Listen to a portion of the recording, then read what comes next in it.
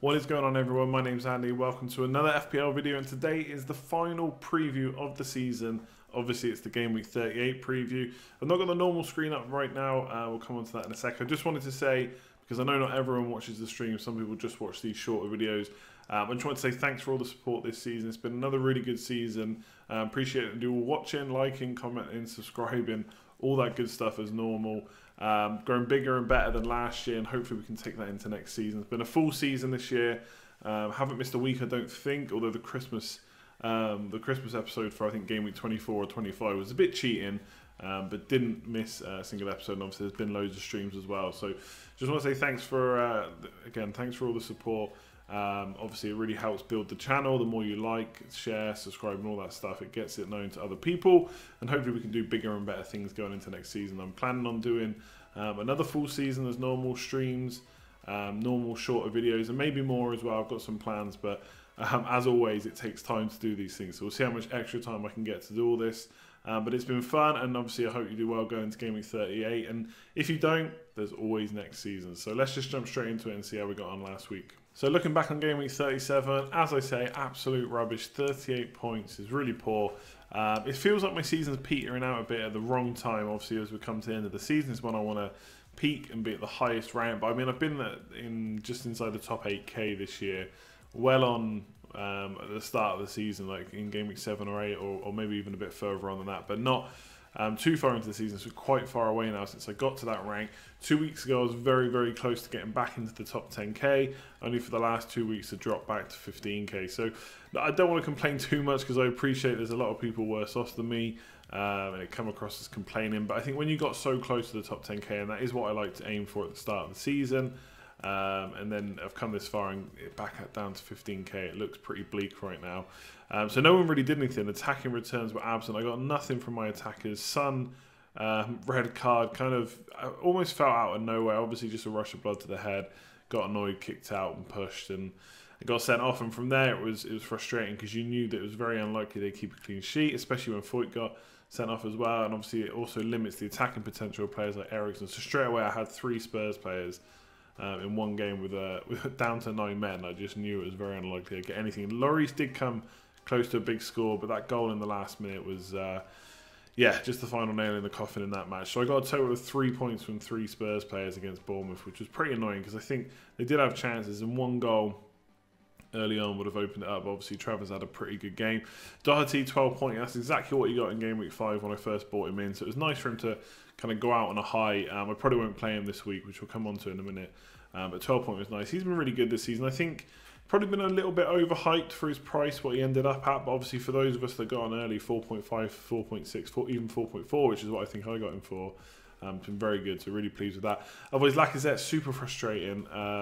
I'm going to come on to it in a minute, but I think I'm going to be stuck with him for Game Week 38. And obviously, Captain Aguero did nothing. In the end, it was a company belter. Absolutely brilliant goal, which got Man City the win. So, yeah, frustrating week, 38 points, not much to talk about. Trent obviously coming in with a 10-point. Yeah, he's had a very, very good week, especially when you look at Champions League.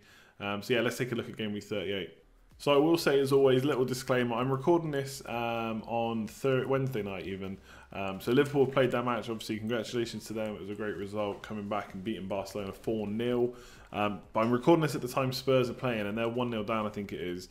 So it's 2-0 on aggregate, and it looks like they're probably going to go out. I don't think that match will have any bearing on what I do this week, so I'm just going to talk about stuff anyway. Obviously, if there's potentially an injury or something, that changes things, but I'm pretty sure I know what I'm going to do with my Spurs player. And obviously, Son is suspended for the last day of the season. I don't know if they're going to appeal it. I think there's a possibility they might have. I think I read that, but even if they do, I just don't see them winning that appeal. So my thoughts are he'll be suspended in the last week. So yeah, let's go for first few things. So listen to press conferences and last minute transfers. So I kind of say this every week that I like to leave transfers to the last minute. I want as much information as I can. I think this week is, you know, unless you're absolutely certain you want to do a move and you've got no money to spare and you're going to do it no matter what is said, apart from obviously injuries, then maybe do it. But otherwise, money is not an issue at the moment. We're not playing for value. If you're taking out the likes of Son and Eriksen maybe this week, then there's money to spare. Even if you want to go up to Sterling, you can fund it pretty easy with cheaper players. So there's going to be a lot of info, I think, in press conferences this week. Managers are quite open in the last game week when there's nothing to play for. Obviously, you know, the likes of Brighton and Wolves, Man City and Liverpool might be a bit different, or they might be a bit more coy about what they're going to do. But everyone else, top four is pretty much wrapped up. We're taking a miracle for Arsenal to get into the top four at the moment now. So I expect a lot of managers to be open about who they're going to rest and stuff. Like, they might not be specific about the players. Maybe Solskjaer, for example, has kind of hinted that Mason Greenwood will play. Now, it does get difficult about whether they say start or play, because obviously play could just mean coming off the bench. So I don't know if there'll be too much rotation this week, but I think if there is, the managers will say it. And they'll probably get asked, especially for those kind of at last home game, are you going to play X player? And obviously if it's, I don't know, a left back or something, you know, they're probably going to take the left back position, and the first choice left back is going to miss out. So we'll have to see. And obviously last minute transfers, all the games are on at 3 o'clock on Sunday. So all the deadlines are 2 o'clock on Sunday. So there's a chance we could get some team news, and we have seen pretty big team news in the past on the final day. Obviously you've got to watch out for all the in the know accounts and stuff like that are spreading bad news. Or fake news, but you know, if you follow the right people, like in FPL terms and journalists, then you can get the info. So definitely wait. And I will say, because I've not remembered to put it down, Robertson did get injured in the Barcelona game and did have to come off. So he's another key one we'll have to talk about. I don't want to go through too many replacements for him. I think Laporte is the standout, or Trent Alexander-Arnold if you don't already own him. I think he's going to be fine though, so that's why I'm not going to spend too much time on it. But that is one thing to note, that he could be out. So a few of these things have already come up a lot this week. I think hits in the final week, a lot of people talk about, obviously people trying to close gaps. Of course, every time you take a hit, that's another 4-point gap you've got to close. So would I take them? I would try and avoid it for the most part. I think, I don't know if you follow a guy called Adam Hopcroft, but he made a really good point that not many players get, you know, more than 7 points per game over the course of the season. So if you take a hit for 4 points and you factor in their 2 appearance points, then you've still got a bit of ground to make up with attacking returns. Now, that's not the whole story, because obviously if you're taking a 4-point hit, it's 2 players you're getting rid of, so you've got to look at the 2 players coming in. Can they recover that hit? And also, if you want to bring someone into captain, then that makes it a bit different as well. So it's not the be-all and end-all, but I do think for hits, I usually try and do it if it's a player that I think is going to score better over 3 or 4 game weeks. So over a single game week, it is a bit of a risk, but at the end of the day, if you're not going to take a risk in game week 38 to make up ground, then when are you going to do it? If you're leading a mini league by quite a bit, I would try and avoid taking hits. Probably not needed, although you could use them to block. If you're looking to make up rank, or a mini league where you've got nothing to play for, then absolutely use them, I think. Again, it's always going to depend on who you take out and who you bring in. But I've got 2 free transfers, for example, this week. I may just make 3, -4, do a little bit of what's called a mini wild card, and get 3 brand new players in. I think that's okay, again, depending on who I want to get in. But one of that might include Lacazette out. Should I really take out a player who may start against Burnley away? Possibly not, but Europa League might give me a bit more of an indication on that one. So I would watch out for the hits, but definitely if you're trying to make up a big gap, and there's a massive differential, you know your opponent doesn't have, for example, and you're going to captain them, then I do think they're viable. But you have to do it knowing it's very, very difficult to make up the points in the final week, because it's a shootout, 1 week only. So let me know in the comments below if you're thinking of taking hits this week.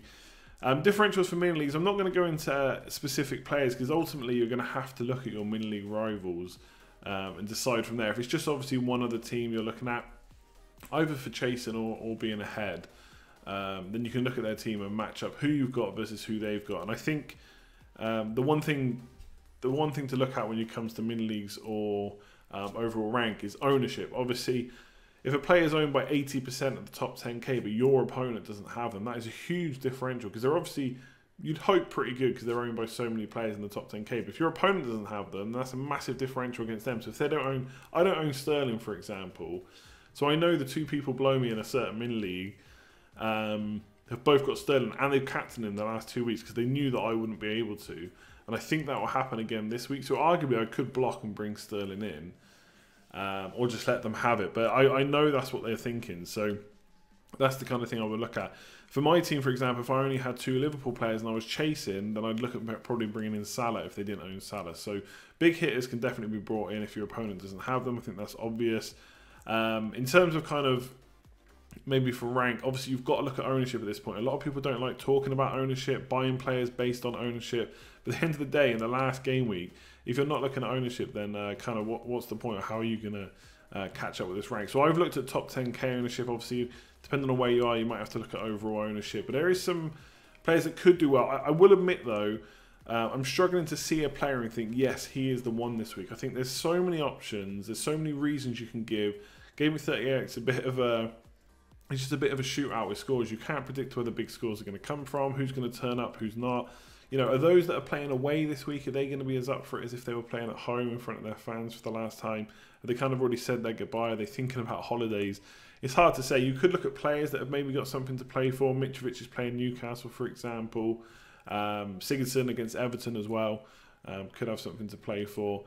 And maybe even players looking to play themselves into next season, or play for a new contract, or play for a transfer or something like that. So Babel, for example, probably too good to play in the Championship and could get a Premier League team, so he might want to smash it. And he's in front of his home fans at Fulham on the last day. So there's a few players I picked out. Lucas Moura, 5.5%. You'd imagine he'll play on the final day because Son is suspended. You'd also imagine Llorente will play as well. So arguably you could go for one of those. Now, Spurs have looked pretty leggy recently. I think the squad's kind of been running to the ground. I don't know what's going to happen in the Champions League, but that's another game they've got to play before the weekend. So I don't know how much I would trust Spurs. But Lucas Moura, we've seen him get a hat-trick recently. We've seen him get 2 goals against Man United earlier in the season. He can get a double-figure haul, and 5.5% at the top 10k is pretty good. Fraser's got really good underlying stats, expected assists, expected goals, 8.2%. I've picked out Palace versus Bournemouth as one of those games that could provide a lot of goals from either side. Palace not been great at home, but there is their last home game. And Bournemouth, when they want to, can turn it on. So I think Fraser, 8.2% is good. Sigurdsson, who I mentioned, 3.2%. Obviously on set pieces, penalties, could just take Spurs basically while they're down, especially if they lose the Champions League game. And Everton have been playing well recently, especially for clean sheets. If you've got Lucas Dean, I'd almost be tempted to play him this week. Although granted, if I had a Spurs player, I'd probably be happy enough to play them. So I think Sigurdsson's an option. Zaha, 7.3%. Vardy's only 11.1%. I think they can cause Chelsea some problems. Again, last home game. Maddison's only 1%. And then Wilson, 20%. Now, obviously, that's a bit of a higher percentage ownership, but it does mean only 1 in 5 players in the top 10k own him. I'm looking at Wilson as an option this week if I want to get rid of Lacazette. Like I say, Crystal Palace has not been great at home. I do think they can get goals in that game, but I do think they'll concede as well. So he's an option. And Aubameyang, 2.2%. Now, I think Arsenal strike force is really hard to call. Him and Lacazette have started quite a few games recently, so they could do that again. Obviously, if Lacazette got injured, then Aubameyang seems like a really, really good option, 2.2%. So he'd be someone I'd look at. But there's loads of options. It's hard to pick a standout personally. I'm really struggling this week to, like I said, just look at a player and think, yeah, he's the one, I'm going to bring him in. So we'll see how it goes. Just quickly moving on to the other ones. Wolves, sell or bench. I think I'm going to bench, as you can see, I'm benching Jota, although I'm not sure about that because he's been in such good form. And Jimenez, maybe form has dipped slightly, but against the top 6 teams, I think he can do well, even if it's Liverpool. Liverpool, Man City are just hard to call on the last day of the season because they both need to win. So it could be cagey, but I just think Liverpool have scored 12 goals in the last 4 games. Man City only 5. Man City know, a 1-0 win will do it. They'll win the league. So if they go ahead, I don't know if they'll just shut up shop. I think they've got the players to do it. They've only conceded 2 goals in 12 games. Liverpool don't really have to go for it at this point. Goal difference doesn't matter. But the thing is, I just think Wolves are going to play a full-strength team and absolutely go for it. So I could let Liverpool score on the counter, potentially. So I wouldn't actively look to get rid of my Wolves players because I think they can do a job on Liverpool. But I mean, defensively, they've only kept, I think, 3 clean sheets since game week 24, and they've all been against poor sides, Cardiff, Brighton and Fulham at home. So I'm not expecting them to get a clean sheet away to Liverpool. So I'm benching Doherty. Yes, he could get attack and returns, but clean sheet's kind of the bread and butter. Jota and Jimenez I would play if I had them. The only reason I'm benching Jota is because I've got Deulofeu at home to West Ham, which is another game I think there could be goals in. And because there's a week rest until the FA Cup, I think they may play full strength there as the last home game. So we'll see. If he says he's going to rest players, I might bench him for Jota. But ultimately, I wouldn't actively go out of my way to sell or bench Wolves players unless it's a luxury you have, in which case, yeah, you can absolutely go for maybe a Wilson instead of Jimenez, or a Fraser or a Redmond instead of Jota. Could pay off this week. Son replacements, I kind of mentioned so many midfielders already. I'm not going to go into this too much. Obviously, around his price is tricky because you might want to go up to like Sterling or Hazard, or you might want to come right down, in which case you've got money to spend. So players I've not mentioned, Redmond's got Huddersfield at home. I think Southampton will go back to a strong team this week. Last home game, posting good underlying stats for a while. Pogba around the same price. Yes, Man United were awful against Huddersfield, but again, this is the home game. They smashed Cardiff earlier in the season. I think there's some new players going to come in. I think that you might see a few of the youth, which could pose a problem, but at the end of the day, they're kind of hopefully playing without fear. Haven't got the kind of shackles that the rest of the team seem to have at the moment. And Pogba is obviously on penalties, could get a penalty at Old Trafford, absolutely. But also he did hit the bar twice, so even how poorly we played, he still hit the bar twice. So I'm looking at him as an option because ownership-wise he's about 15%, I think, in the top 10k. Which is still a pretty big differential for me. Playing a Cardiff side who they smashed earlier in the season and on penalties. Granted, form has been poor recently, but if you're going to pick it up, last day of the season against Cardiff could be the one. And then kind of Sigurdsson, Richarlison, already mentioned, Fraser and Maddison too. So there's a few options. I think Pogba and Redmond are probably my two favourite, but if you wanted to go a little bit different, I think Fraser and someone like Richarlison could be an option. And then captaincy this week, it's interesting for me because I've got on Mane right now. Now, my instinct would be to put it on Aguero or Sterling, but from my own personal point of view, I'm trying to chase. And looking at the captaincy polls on Fantasy Football Scout and sites like that, Man City are coming out on top. Now, obviously, that tells me that people favour their players, and I probably do too. But I think at Anfield, just the form Liverpool have been in, like I said, 12 goals in the last 4. They just smashed Barcelona. The only thing is, like I said, goal difference isn't a factor, so they don't have to go for it. Obviously, it's not knockout like Barcelona games. They might not be the same. I don't know if they've got, I don't know, the will or the want to just sit there and sit deep and defend, especially early on. So I'm looking at Mane as a differential, and Salah's a big differential as well this week, I think, in the top 10k. I think we'll see Sterling and Aguero as the main two. So obviously it's risky because if they do smash Brighton, then that's going to hurt me. But I have to take a risk at this point. So I can't really call it too much between those four. I think Salah might even be my favourite this week. Like I said, Man City's goals have dried up a bit because their defensive performances have been so good. So they might do the same against Brighton, 1 or 2-0, and then just shut up shop, and that's it. And with Laporte there, they can absolutely do that. Obviously, differential captains. I mean, I've mentioned some of the games. Palace vs Bournemouth. I think Wilson's differential option. Mitrovic or Babel could be 2. Vardy as well as captaincy. And if you're going to bring an Everton player and you think they're going to do one over Spurs, and Spurs has had quite a few games in the last day of the season that have been high scoring. There may be someone like Richarlison as an outside bet, but I think for me the main four, Mane, Salah, Aguero, Sterling, are my favourites, and I'm going to go for Mane. I don't think I'm going to change that to Aguero. Although coming onto my plans, I might bring in Sterling. So I'm probably going to get rid of Eriksen and Son this week if Robertson's fit, and I'm going to keep Lacazette. I think if I take a -4, it'll be Eriksen, Son, and Lacazette out, and I will bring in probably Pogba, Sterling, and then Zaha or Wilson. I quite like the option of Wilson because everyone calls him a troll, and I'm not convinced he is. And if he can troll everyone in the top 10k but getting me points, then I would love that. So I think they're the ones I'm looking at. Fraser, though, I do like as well. If I don't go for Wilson, I might go for Fraser.